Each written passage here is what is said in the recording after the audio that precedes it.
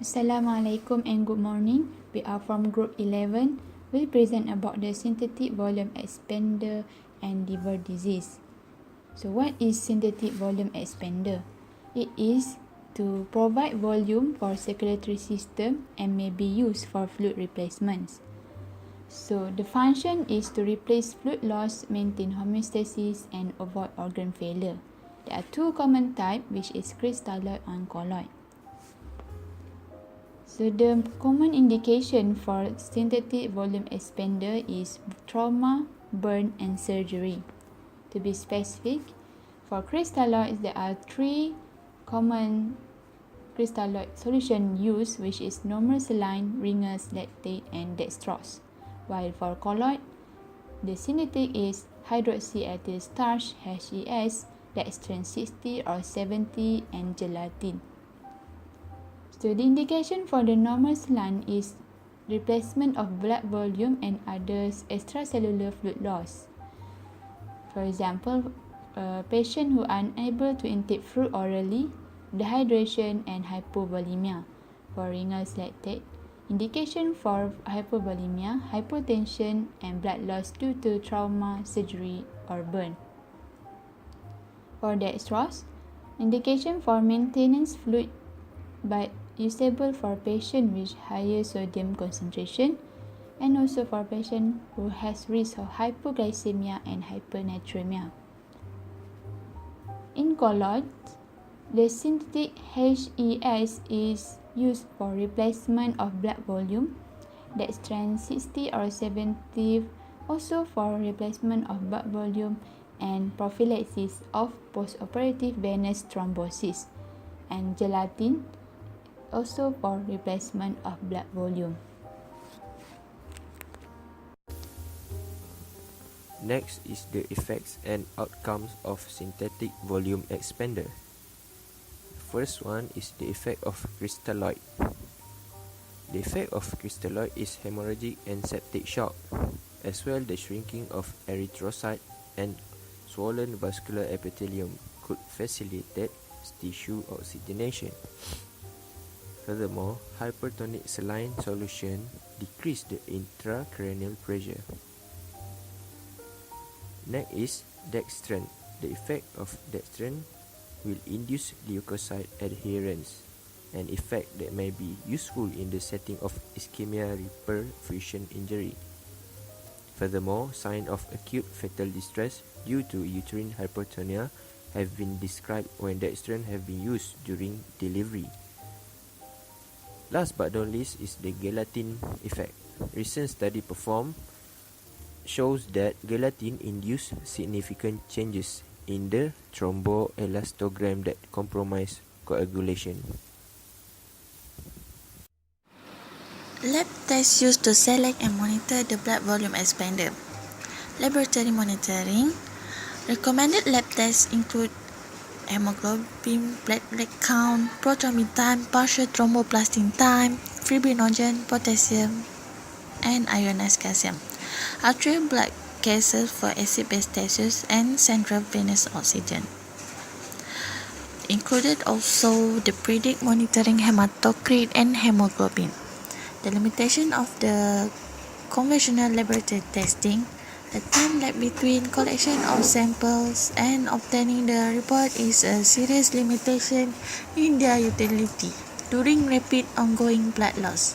That's all. Thank you. The situation given to our group is liver disease. A healthy liver can produce adequate amount of thrombopoietin, coagulation factors and also albumin. In contrast, patients with liver disease, they will suffer from thrombocytopenia because they have low amount of thrombopoietin for platelet production. They will also suffer from coagulation disorder due to decreased number of coagulation factor, and they will also have decreased number of albumin. The blood product that will be given to liver disease patient, the first is platelet. Platelet can be prepared from whole blood collection and apheresis platelet donation. It is stored at 20 to 24 degrees Celsius in plastic containers under agitation.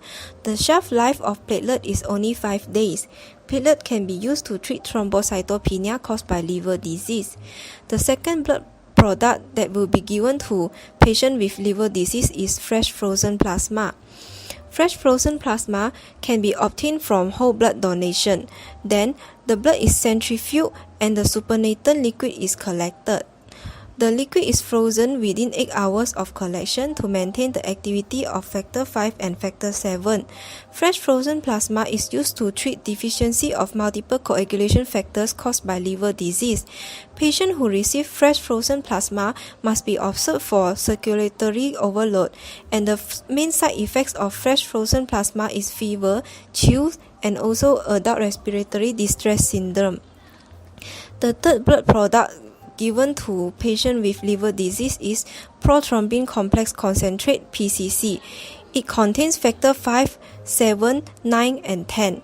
It is used to treat bleeding due to coagulopathy associated with liver disease.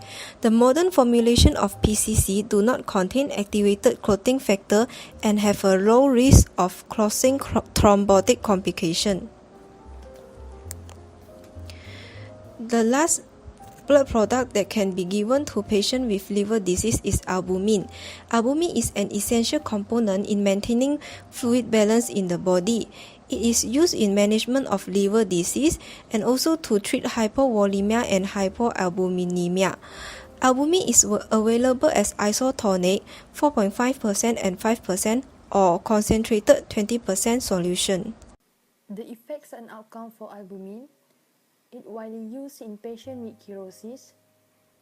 It also effective plasma volume expander and plays a major role in maintaining fluid distribution in various compartments in our body. Next, prothrombin complex concentrates.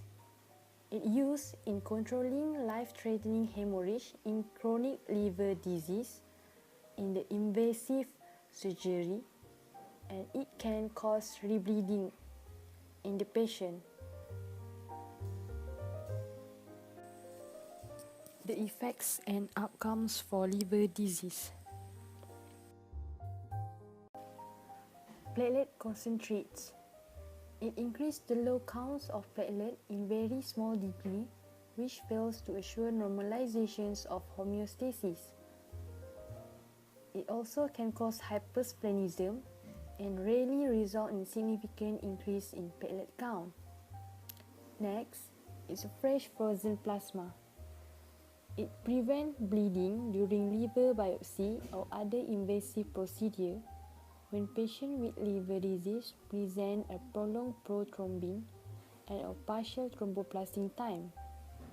And it also rarely causes a significant corrections for prothrombin time or a partial thromboplastin time. It results in volume expansion that can contribute to increased portal vein hypertension and aggravates decompensation. So now I will explain on the lab tests used in selecting and monitoring the selected blood components in patient management. So now we will look at the first blood components, which is the fresh frozen plasma. So the lab test used is the prothrombin time, PT, or activated partial thromboplastin time, APTT. So we will see if the test for this test value is prolonged in liver disease patients, so this transfusion of FFP is required. So after 4 hours of the transfusions, so it should be monitored with PT and APTT measurements. So next is the platelet. So to see if the liver disease patients is related with thrombocytopenia, so we will usually do the platelet count. So if the platelet count is less than 50,000 microliter, So it required these platelet transfusions. So a post-transfusion platelet count should be obtained 10 minutes to 1 hour after transfusion to see the effectiveness of this transfusion. So usually the corrected count increment, the CCI, is the best assessment to see the effectiveness of the transfusion. So if the 1 hour CCI value is greater than 5,000, so it is considered as a satisfactory response. So next is the albumin. So the albumin level, which is lower than normal value, which is between 3.5 to 5 gram per deciliter. So if the level is lower than this, it can be suggestive of chronic liver disease or liver cirrhosis. So it needed these albumin transfusions. So then the temperature, the saturation of oxygen, heart rate, respiration rate, and blood pressure should be recorded at baseline hourly for every albumin infusion upon completion. This is for monitoring. So lastly, for the prothrombin complex concentrate, it is usually required when the international normalized ratio INR value greater than or equal to 1.7. So to determine the efficacy of dosing, we need to test the INR, the international normalized ratio, 10 to 30 minutes post PCC transfusion. So the target INR is 1.7. So if the target is not obtained after initial or subsequent doses, or if there is insufficient time to wait for the vitamin K to take effect and the patient continues to bleed or to require urgent surgery or invasive procedure, so we consider administering an additional PCC dose of 20 ml. So that's all. So now we will open for the Q&A session. So feel free to ask if you have any question. Thank you.